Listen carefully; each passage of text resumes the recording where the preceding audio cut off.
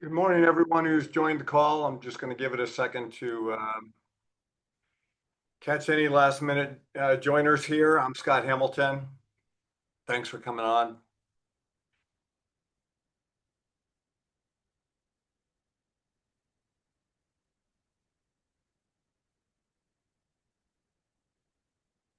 Okay, it's 12 o'clock. I'm going to get started. I'm sure there'll be a couple more people coming in, but we'll just let them in as we go.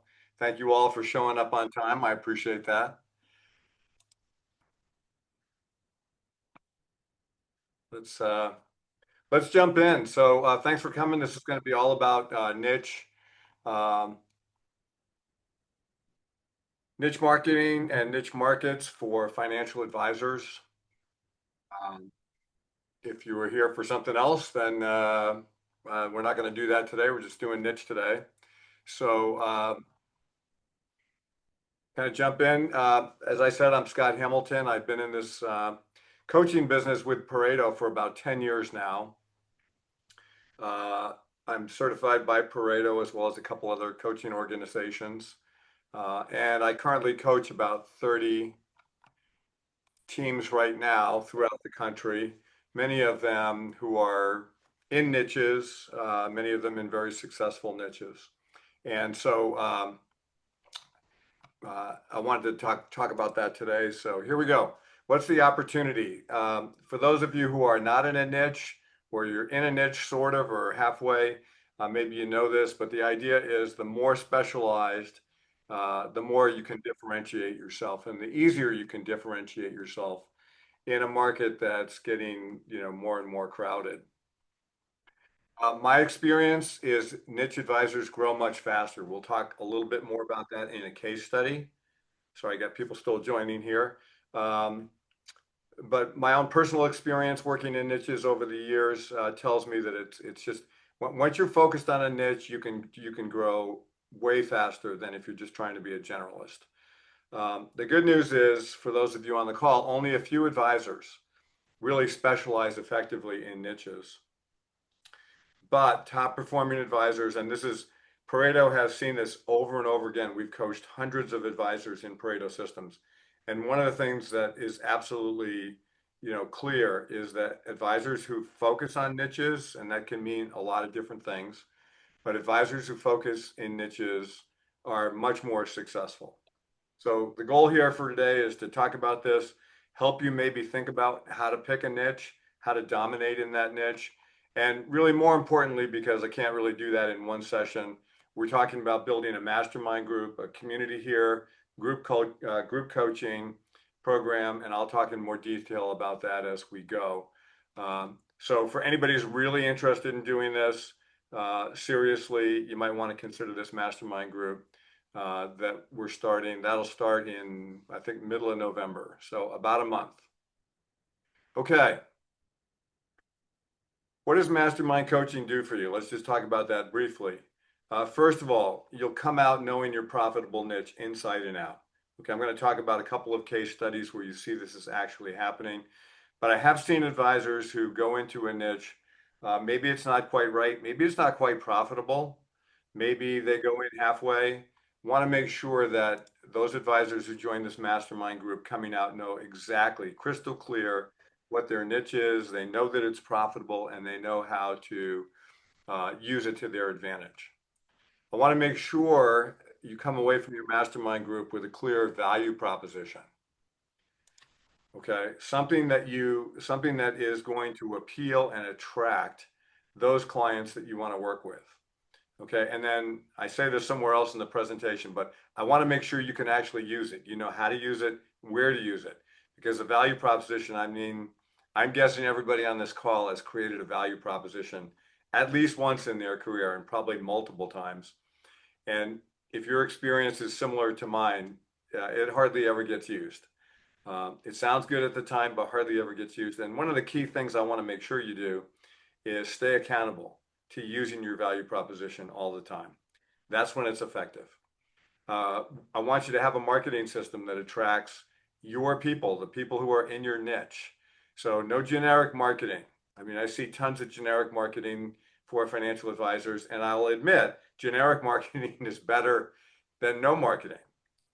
but a marketing system that's targeted to the right people, way more effective, way better use of dollars.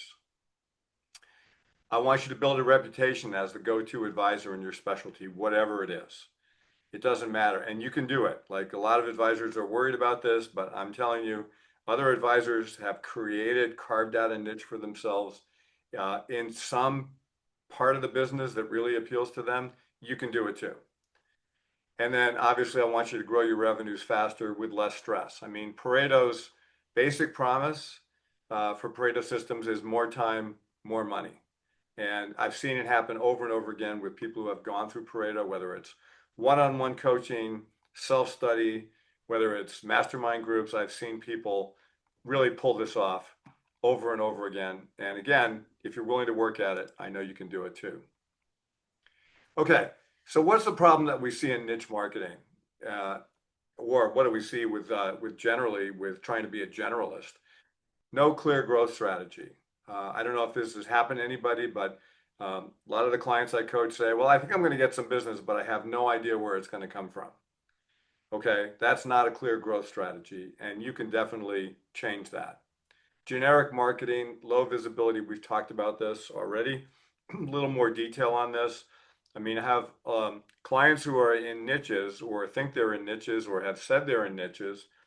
Um, for example, I work with a group of divorce financial advisors.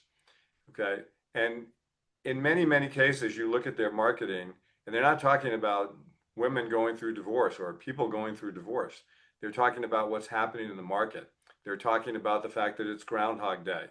Again, probably this is awareness marketing better than no marketing, but it's generic and it's not appealing to the client and it's not appealing to the prospect thereafter. So targeting your market really, I mean, it's a huge advantage, but nonetheless, I usually see generic marketing. It doesn't have to be much more work to be targeted. Capacity issues, weak problems.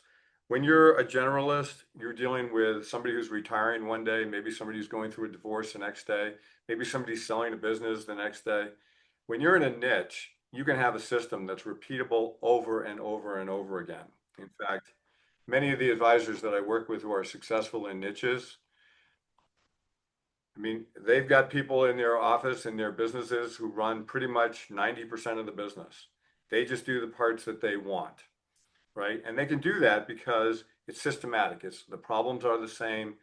Um, the issues are always the same. They're repeatable. We see them over. We get really, really good at solving them, and we can train easily other people to solve them. Okay, here's another one, imposter syndrome. What is that? That's people who are worried if they're good enough to be in a niche. You know, maybe there's somebody else in your community that's like the divorce lawyer or the person who deals in pharmaceuticals or executive benefits or whatever, and you're like, I could never be them, but you can be. And the sooner you elect a niche and start to dig in, the sooner you build that expertise, and you'll build it much quicker in a niche than you ever will as a generalist. So the imposter syndrome will go away. And then probably the biggest problem I see with people in picking niches is this last one, fear of missing out. I hear it over and over again. Advisors will ask me, can I have two or three niches? Two or three niches. And the answer is, of course you can, but it won't be as effective, right? How many niches do you have before you're back to being a generalist? The more focused you can be, the faster you're going to succeed in your niche. And you'll still pick up some, you'll still pick up brothers and sisters or parents or kids of good clients. You'll still pick those people up. And if you want to work with them, feel free. But you will have, if you're serious about this, you will succeed in a niche that you pick, and you'll have plenty of clients coming to you from that niche. You don't have to worry about missing out on some other deal. Okay, this is a one case study, quick one. Um, this is a divorce advisor who was working in divorce. Again, you looked at her website, you could never tell. There was a big corporate picture on the front. There was all sorts of stuff about investing and, nothing to do with divorce. The marketing was a lot of it was on LinkedIn, some of it was on Facebook. And again, same thing, very generic, not targeted. Systems, processes, kind of a mess. Okay. Once we started focusing in on really anchoring this practice in divorce, the marketing became clear, right? The messages start to become clear because we know what the problems are. So we can easily target, our marketing to those people who are listening, to those people who are looking for an advisor who can really help them. This advisor has really, I mean, in a couple of years, they have gone from random referrals to 2 to 3 new clients a month, good clients. This is a $2 million minimum practice, and that's 2 to 3 new clients who meet that minimum or exceed it pretty much every month. And again, this advisor is doing really what they want to do in this business, which is be with people. The rest of the business operates pretty much without them. Again, you don't have, that doesn't have to be you. You can, I have advisors who love more of the technical side of the business. Pick that, pick whatever you want. You can structure your business to handle all aspects of whatever your niche is, except for the things that you love to do. Okay, when you're picking a niche, basically 5 steps that I think about. Most important, define your niche. Okay, I've got a worksheet for this. I've got a process for helping you do this, but define your niche. That's number 1. Number 2, organize. Get organized with systems and processes. And this is all kinds of systems and processes. And again, because our mastermind is aligned with Pareto systems, you already have access to all of the Pareto systems, templates, tools, everything that's been developed over the years to help you get organized. You have my experience helping lots and lots of advisors get organized, build systems and processes. You don't have to do this on your own. Next, create a client fit process. Okay, if you're serious about your niche, you're exclusive. Okay, you heard me talk about somebody in the last slide with a $2 million minimum. Okay, that's a niche. Not all niches are like I play golf, or I work with divorced people, or I work with pharmaceuticals, or I work with owners of Pizza Huts. I mean, some niches can be, financial if you want it to be. I work with high net worth clients. Some of you, I've seen some of you on the phone, I know, and you know that I built a niche working in high net worth with people who had $50 million or more in net worth. That's 50 million. And I started without any $50 million clients. Okay. But I just kept doing what I'm talking about here. I kept being exclusive, and I got business. And I built a whole business working with high net worth people. I mean, I worked hard at it, but I got what I worked for. And I know if you focus on fit, if you focus on exclusivity, people will be attracted to that. Okay, next, market your niche with clarity. We've talked about this already. It's critical. A lot of people are wasting their marketing dollars. Okay, they're just, if you look online, maybe some of you are doing this, right? You're celebrating holidays, and you're, all these things that marketing companies are coming up with. I'm not against it. It's not terrible, but to me, it's not focused on the people that you want to reach. So it's not really great use of your dollars. And then finally, building strategic partners. Okay, who is it in your niche who's an influencer?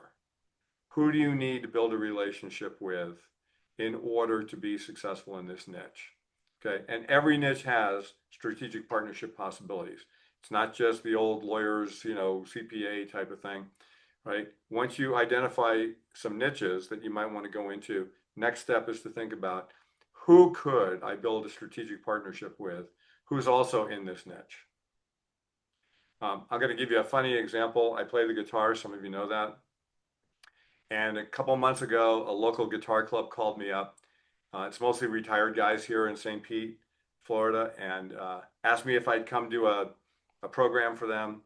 And so I did. I went over there, and I told them what I did, like for my day job, that I coach financial advisors.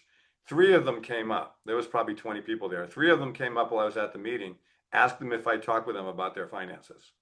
Okay, you can make a niche in guitar clubs. Okay, I know that sounds crazy, but you could do it. Right? There's guitar clubs all over the country. Okay, anyways, enough about guitar, even though I love guitars. You see my point, right? I could build strategic partnerships just with a guitar and build a financial planning business because, people who love guitars, people who can afford a $5,000 or a $10,000 guitar, they've got some discretionary income. They could be good clients. Okay, I'm going to dive in a little bit. First pillar, identify your niche. Be crystal clear who you serve. Now, you can see we've got some examples here. This comes from the worksheet that we use in this program, and it's got more detail. But if anybody wants it, I'm not trying to keep it a secret. If anybody wants it, just shoot me an email. I'll send it to you. Um, Life event niches. Okay, what are these? These are when things happen: divorces, okay, marriages, retirements, um, illnesses, sicknesses, deaths. All these are life event type niches. So I work with a guy in Florida who his niche is wealthy widows. Okay, that's his niche. So what's the life event? The death of the husband. Okay, that's his niche. Okay, professional industry niches. We're going to talk about one of those in just a minute, but you can all think about that, right? I specialize in physicians, or I specialize in accountants, or I specialize in senior partners at international law firms, right? That could be a professional example. Wealth profile, I talked about that earlier. In my own example, you had to have $50 million to get in the door. Some of you may not believe that I said this, but I get calls from some of my strategic partners. Hey, I've got a client with 30 million. Can you talk to them? My answer always was, I can talk to them, but I can't take them as a client. Okay, which may sound unbelievable, but it's what made me exclusive and it's what made me attractive to people with at least 50 million.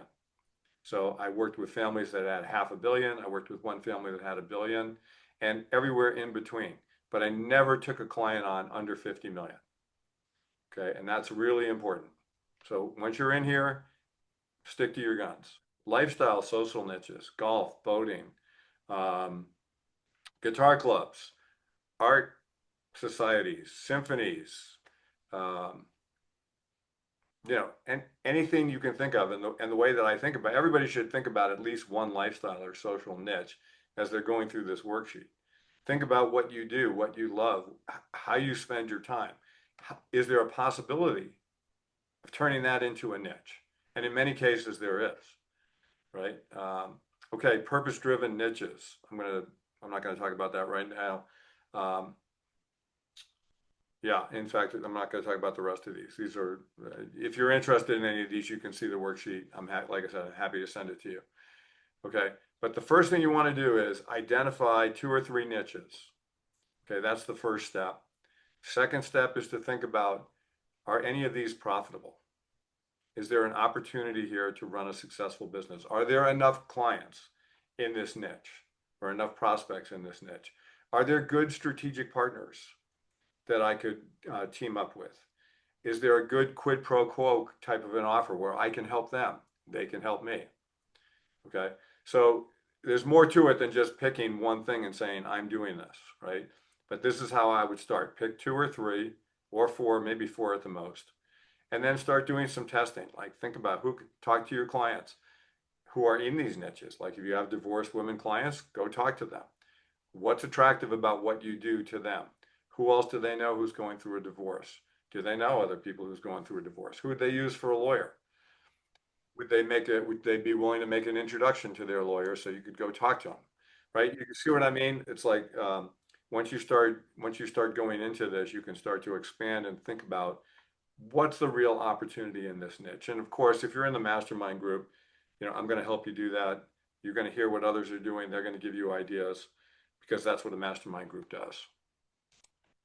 Okay, this is one of my favorite examples of a successful niche. So this is an advisor I worked with, I don't know, 6 years ago, 7 years ago. We're still in touch, but I don't coach him anymore.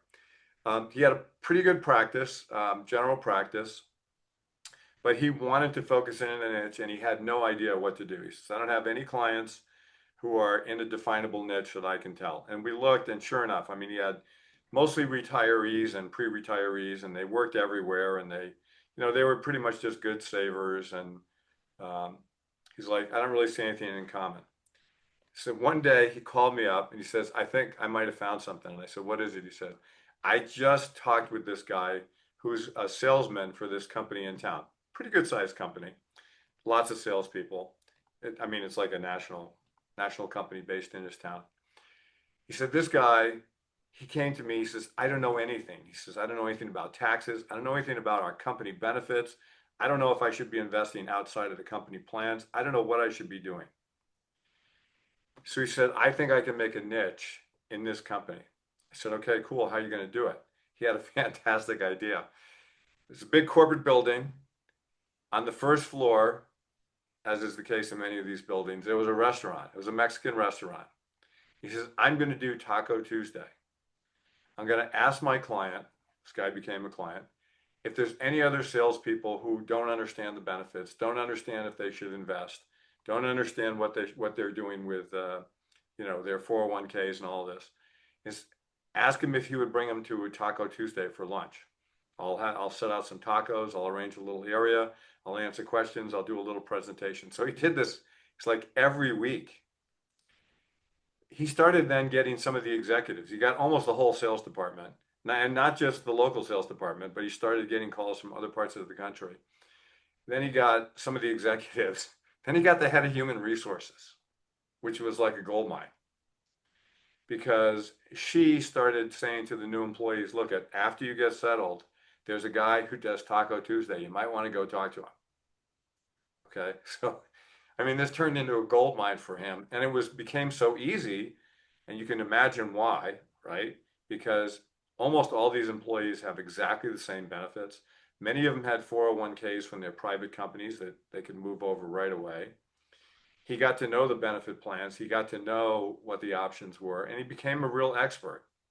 So he built a whole process around this and basically just showed up to do Taco Tuesday. Then he would meet with clients, and then he would turn them over to his team, who basically would run the process from that point on. Okay, it's a fun example, cool, came out of nothing, came from a guy who had absolutely no idea what his niche was, and it's just been incredibly successful. Okay, pillar two, get organized. Okay, I've talked about process. It's critical.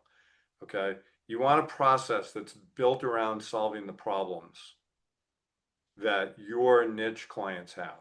So if you're in divorce, it's a certain set of problems. If you're dealing with corporate execs, it's a certain set of problems. If you're dealing with pre-retirees and post-retirees in their 5 years before and after retirement, they've got a different set of problems, right? I'm not really nuts about that niche. I think it's a little too broad, but in any event, you get my point.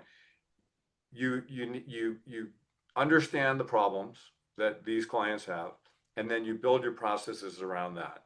Do they need a financial plan every year? I mean, once somebody hits retirement, once you figured out distribution, do we really need that kind of intense planning update every year? Maybe we do, maybe we don't. I don't know. Maybe for other people where they're growing in their careers and their salaries are going up every year and their benefits are going up every year, their stress is going up every year, their desire to retire early is going up every year. Maybe they need a different set of services. Maybe they need more intense services. Maybe you need to become an expert in contracts and negotiation as they're thinking about moving to a new position, and how do they negotiate benefits at the new place to replace benefits they're losing. I mean, you guys know this stuff better than I do, right?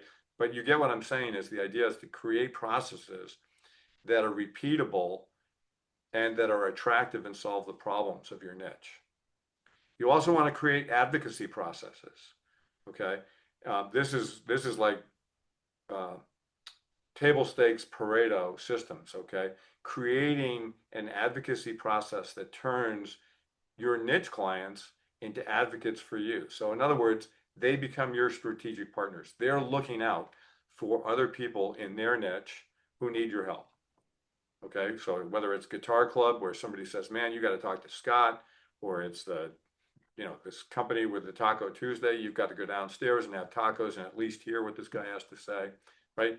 You've got to have a repeatable advocacy process, because your clients can be your best source of niche referrals, whatever your niche is. They're constantly running into other people in that niche. That's the whole definition of a niche, right? And if they're happy with what you're doing, they're talking about with other people. Okay, craft your value proposition statement. This is basically four parts. I'm going to just give it to you quick, but it's recorded, so if you want to come back to it. First of all, who do you work with? Okay, this comes back to what's the niche? Who's your ideal client? Who do you work with? What are their problems? What do you do for them? How do you solve those problems? And why do you do it? Okay. People are always interested in what your motivation is for helping them. Of course, it's money, right? We all work, we all want to make money, but why else do we do this? Like, I go to Guitar Club because I like the guys that hang around. I like to see other really cool guitars. I like to play guitars with people in a group. It's fun. Okay. I'd go there anyways. I mean, I do go there anyways because I'm not in your business, so I don't take those people on as clients, right? But I just love going there. And if I had a financial advisor that I could drag along with me who also played guitar, I'd do it. And that person would get a lot of business. Okay, build a marketing process. Same thing. I don't know if he's still on the call, but one of my one of the advisors I've been working with for quite a while sent me a thing this week. Fantastic. It was this whole AI process on building out like 52 weeks of marketing content. Fantastic. So all of it was around knowing your problems, like knowing your niche. If you could answer the questions on that email that he sent me, and you could if you had a niche, you could generate content in no time, targeted right at that niche. Now, some of you have to go through compliance. I understand all those things. Maybe you can send things out, maybe you can't. Okay, but for those of you who can, what a fantastic way to target market based on the people that you really have elected or you're really electing to work with. Okay, so the gap. Um, I see this over and over again. The fact that I'm telling you this stuff doesn't mean you're going to do anything with it. And it's not your fault. Like, I work with advisors all day long. I know how overwhelmed most, if not many, if not most of them are. Okay, I know that there's phones ringing, there's clients demanding things, there's clients asking for meetings, there's clients who are retiring that need attention, clients who just went through some critical life event who need attention, right? And it's constantly pressing, and they all have different needs and different problems, okay? So part of the advantage of having a mastermind group and being in a mastermind group is transformation, okay? There's accountability, there's peer support, there's information that I'm bringing based on 10 years of experience working with advisors, successful advisors.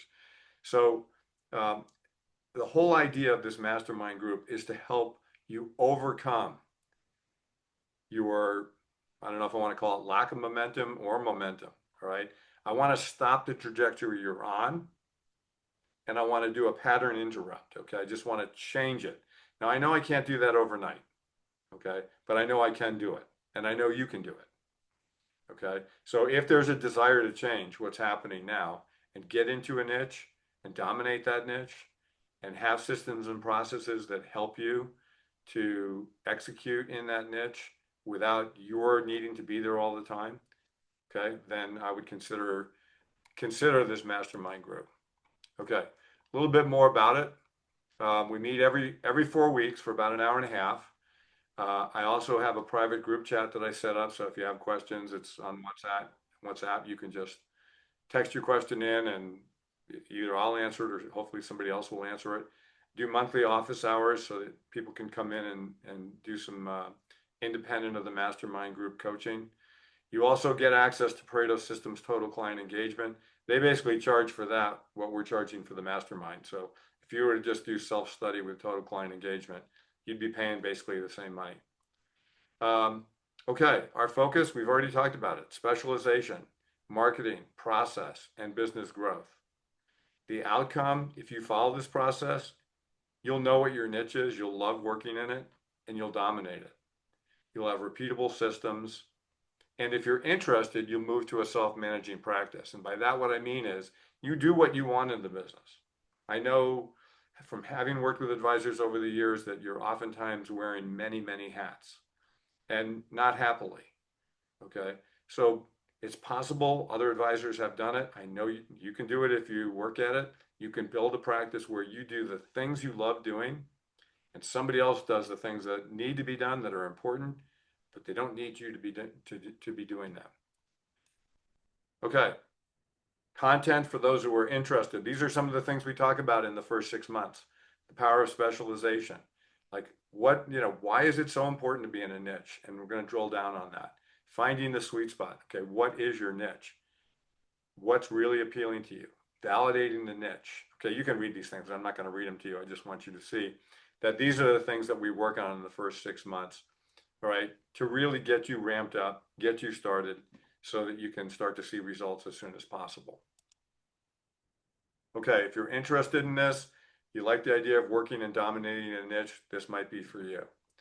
If you're struggling to attract consistent new client flow, or even if it's just random, many of the advisors, like I said, I work with, they don't have a clue where the next piece of business is coming from, the next person is coming from. If you're in a niche, you have a much better visibility on this. Okay, if you don't like wasting money on marketing, you can't tie marketing to results. Again, same thing. If you're in a niche, we can show you how to market much more targeted, much more efficiently, much more effective with your ad dollars. And you want to scale. Okay, so advisors who go into niches oftentimes are like, you know what, love to spend more time with my family, love to travel more, love to read books more, love to do anything, love to play the guitar more, whatever it is, okay? If you want to scale, this is a fantastic way to do it. Okay, the program starts in mid-November on the 13th. All the sessions are recorded and transcribed. I'm charging $4.99 a month per advisor. In the next 2 weeks, if you want to save $50 a month, you can. Just by point of comparison, when I do private coaching, which is what I mostly do, I charge at least $1,500 a month per advisor. And then when you think about what this is worth to you, just think about in your head, how many clients at $1 million do you have to pick up in order to pay for something like this? Not too many. In fact, probably not even one. Okay, so I can just tell you based on my experience that people who are in niches picking up $1 million clients more than once. Okay, I put this up here. Oftentimes I have one of my clients on who will talk about their success in a niche. The person I normally have on couldn't do it today, so here's a couple of things. You can see more. I have, if you go to ParetoMastermind.com, a lot of the advisors I've worked with have been kind enough to write testimonials, tons of testimonials. Not bragging because I don't do the work. I have the information, but the advisors have to do the work, and I'm there to help them stay accountable, stay on track, stay focused, and achieve the kind of things that they want to do. So when I get this kind of a testimonial, I love it, but it's with the recognition that it's the advisors have taken the information and done something with it. They've executed, and that's when they're going to see the results. Okay, I'm going to put this. I'm going to try and put this into the chat, but I'm going to just stop talking now, and I'm going to throw it open for questions. I think you can. Nobody's muted unless you muted yourself. So if you want to ask any questions, either unmute yourself or go into the chat box and let me know.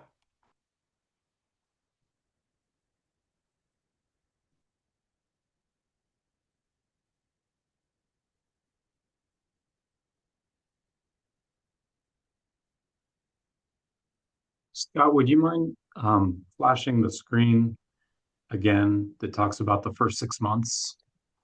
Yeah.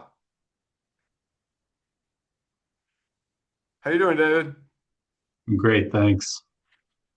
I'm trying to not trying to find it. Let's see here. Let's stop sharing. Chat. Okay, I put the Calendly link in, and let's see what we got for questions over in the chat also.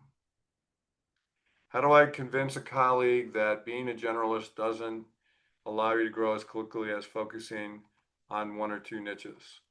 You know,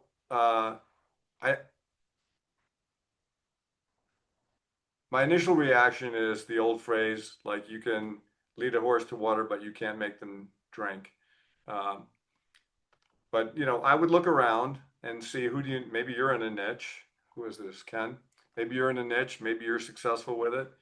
Maybe you know somebody else who's in a niche that's successful with it, and you could get together and have coffee or lunch. If you need somebody, you could have a phone call with somebody that I work with, probably. I could probably set that up, and you could talk to them. So I don't know if that's helpful or not. But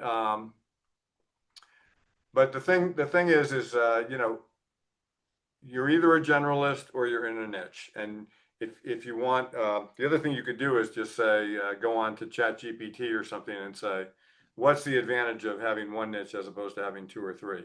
And you'll probably get more information than you want to. Okay. And anybody who wants the worksheet, if you could shoot me an email. Okay. I'll, or you can reply to the email that you, actually, you know what? I'm going to send the worksheet out to everybody who's on the call. That'll solve that problem.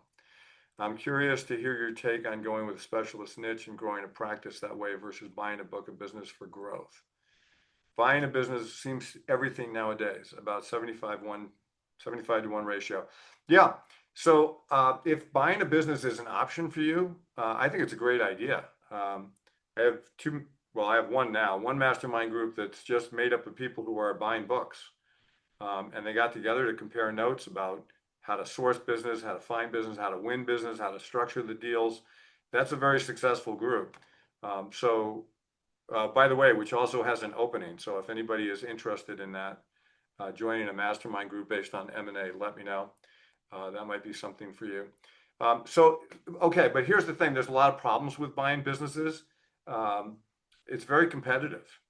And a lot of people who are in this world will tell you that you got to kiss a lot of frogs in order to find a business that's good and priced reasonably.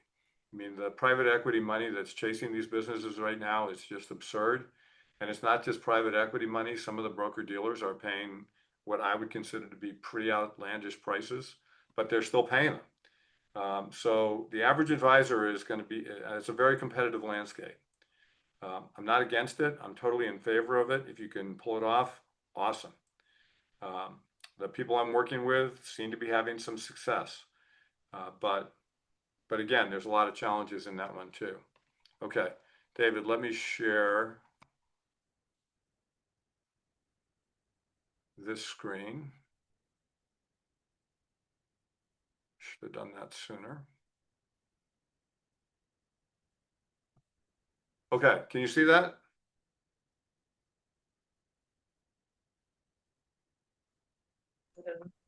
Looks great. Thanks. I'm guessing you can. Okay. Good. All right. I guess I'm going to take it off the share because I can't see chat. Any other questions?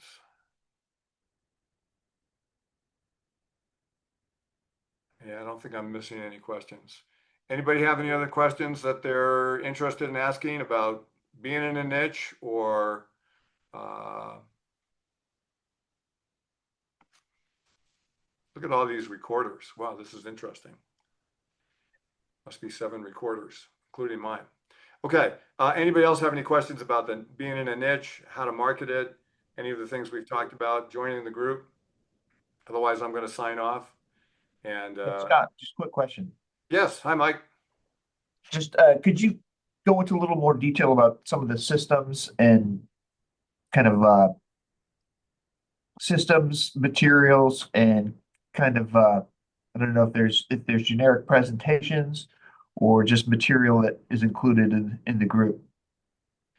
Yeah, so it's like a two-pronged approach here. So for people who are in the group, you have access to Pareto systems, and Pareto systems is like a turnkey operation system for financial advisors.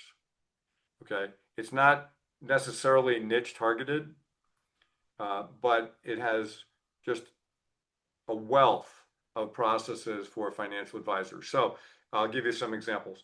It talks about who's your ideal client, which in a lot of ways ties right in with niche. It talks about communicating with clients. Actually, I'm skipped over client classification. Client classification, critical. Looking at your existing book of business. Where are your strengths? Where are your weaknesses? It may help you identify niches, but it will definitely help you figure out who's paying you money and who isn't, and get you starting to think about how do you reorganize your business so you're spending more time with those people who are paying you money and less time with those people who are not, if you even decide to continue to serve them. We get into how to serve clients, like what are the options for serving clients, and that's both technical and relational. We get into then messaging. So how do you build a value proposition? How do you get your clients to start adopting your messaging? How do you demonstrate what your process is, what your repeatable process is? How do you name that process so that you start to make it real in the ideas of your clients, in the minds of your clients and in prospects? So tons of processes. Pareto Systems is really well built out. A lot of videos that explain how to do things, or a lot of scripting examples on how to deliver these messages, a lot of template worksheets and communication pieces, letters, and so forth. And in fact, there's a whole process manual, sample process manual in the system that's everything, soup to nuts, from like, now again, you're all at different, you're all in different positions with maybe different broker dealers, different RIAs, different hybrids, whatever you're in, right? So you obviously need to adapt the playbook for your particular situation, but everything that you need to operate your business is outlined in processes and procedures in the playbook. So again, you have to adopt them for yours, and this is both operational, so in other words, back office, account opening stuff, making sure that all of that is documented and repeatable, and all the way up to, how do you deal with new clients and how do you deal with existing clients, like processes for everything. My goal then is to take those and make sure that they're applicable to the niche that you pick. So that's why it's two prongs, right? One is like, here's the base template, and then how do we make this so that it's functional for the niche that you're in? That Great. make sense? Yeah, no, great. Thank you. You bet.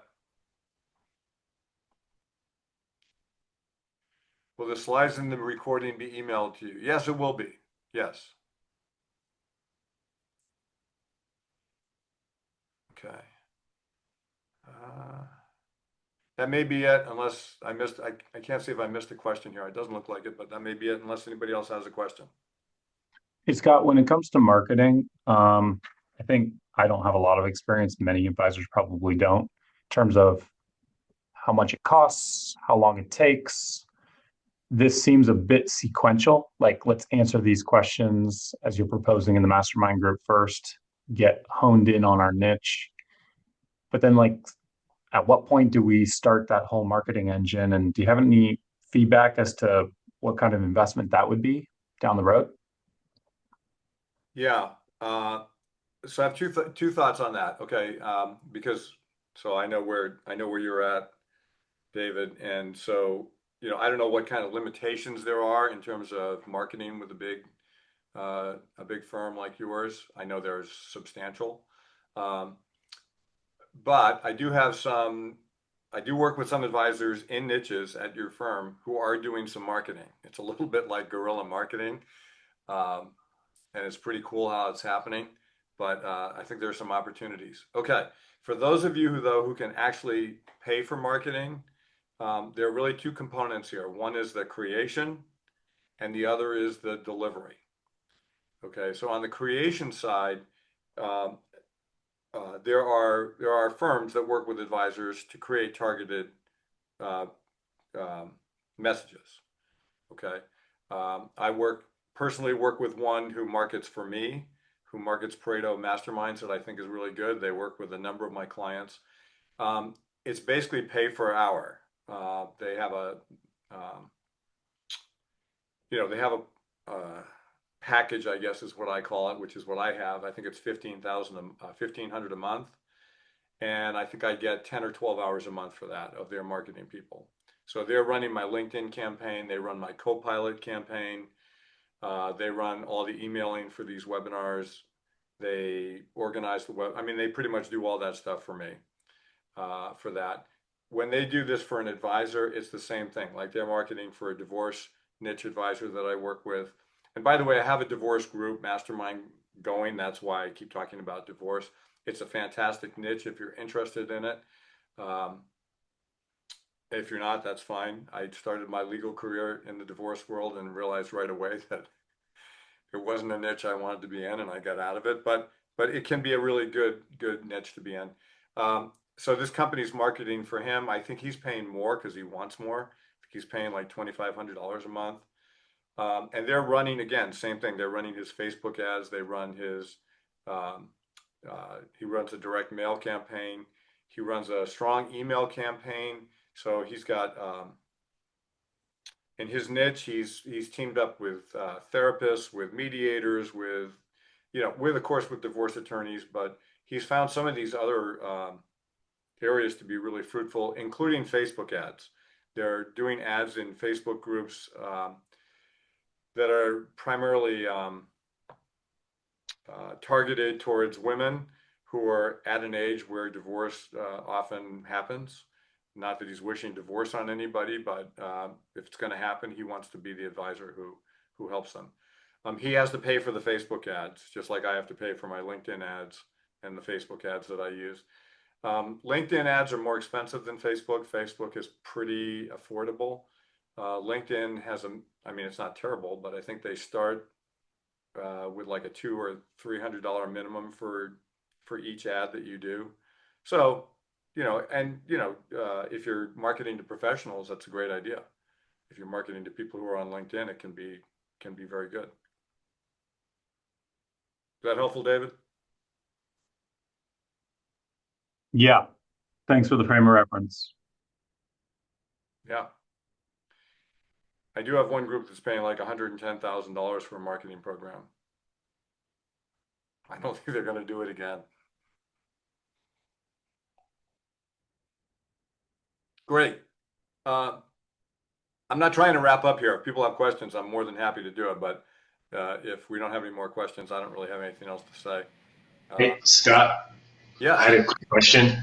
I think you maybe had one other thing that you were going to add to David's question about, I think you said creation and then there was something else, but yes.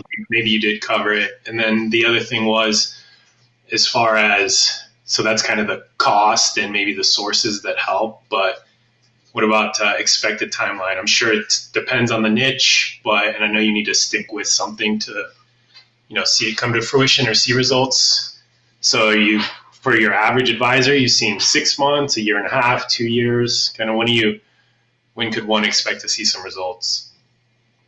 Oh, I would say you should start to see results in 6 months. I mean, I can't promise that. But if you work, and this isn't pointed at you, this is just in general. I always go back to my grandfather, right? Who used to, when I was flunking out of college, and I did flunk out of college, he said, "You get out of life what you put into it." And, it was a message I wasn't quite ready to hear. But after some behavior modification from my dad, I did take that message more seriously, and I've tried to live by it now. And so the same thing is true here. Like, marketing is good. It's not the only thing though, right? We have to make sure that there are allies, identifiable allies, okay, that we can work with and let know that we're in this business. If you already have clients who are in a niche, even better. Like, so it's going to be different for everybody. Some people already, like I said, this guy with the Taco Tuesday, I mean, he started picking up business right away. Okay, now he wasn't necessarily committed to working with high net worth people. He was okay if somebody had $500,000 or 600,000, and was on their way up in the company or was on their way up in their career. he was totally fine with that. He wanted younger people, didn't really want to work with retirees. So this was perfect for him, right? But he started getting business right away. The sales guy was like, yeah, I'll bring my whole team down. We'll have tacos. He says, can you afford enough tacos for all those people? And he's like, just bring them down, you know? He actually switched to after work because he didn't want to give them like drinks at lunch. He switched the meetings to after work and started providing beer and it just and wine or whatever, and attendance was ridiculous. But he didn't care. So, anyways, short answer is I don't think I can tell you exactly, but if you're dedicated and you work it, you should get results reasonably quickly. And as far as David's saying, two things: creation and distribution is what I was saying. So creation is like, what are we going to send? What's the message? And distribution is how we're going to deliver that message. So if you have like a great email list, you know, fantastic. Email marketing is still solid. Direct mail marketing is actually getting to be more popular because people don't get mail. I don't know about you, but I either get invitations to go to dinner at some financial advisor seminar, or I get lawn care here in Florida as my main mail stuff. So if I get something different, it's interesting. So distribution, right? Whether it's going to be on Facebook, LinkedIn, where is your audience? That's what we have to figure out. Where's your audience? That's what determines distribution. Make sense? Yes, thank you. Yeah. No, thank you. Thanks for the questions.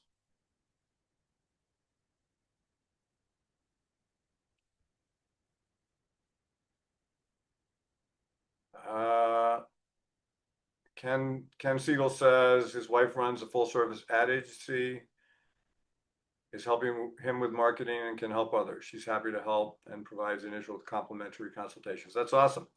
Okay. And you put the Calendly link in. Awesome. Good. Thank you. Yeah, I think there are good people in this business. And I don't know what the capabilities are. I know one of the biggest groups is that does marketing is FMG for advisors. And I don't know how targeted they can get, but I do know how generic they can get, and they can get very generic. So like when I see advisors I'm working with who are working with them, we have a conversation. Sometimes they switch. Okay, I've got to sign off. I planned on being on for 50 minutes, so I've got to sign off. Again, love to talk to anybody more. If you're interested, use the Calendly link. Well, if you're interested in marketing, use the Calendly link that Ken put up. If you're interested in Mastermind, use my Calendly link, and be happy to spend a few minutes with you to talk about it. Thank you, Chuck. Thanks everybody who joined. We'll send a link to the recording and the worksheet ASAP. Oh, one new. What's this?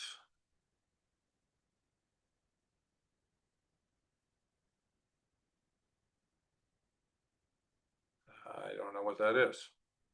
Somebody's link. Okay, good. Thank you all. Have a great day, and hope to talk to you soon.